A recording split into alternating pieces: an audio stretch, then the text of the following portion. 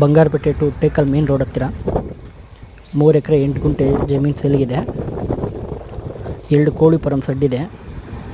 ಒಂದು 2 BHK ಮನೆ ಇದೆ. ಒಂದು ಬೋರ್ವೆಲ್ ಇದೆ. ಕರೆಂಟ್ ಸರ್ವಿಸ್ ಇದೆ. Maralahalli railway station 60 metre. Bangarapete to Tekal main road.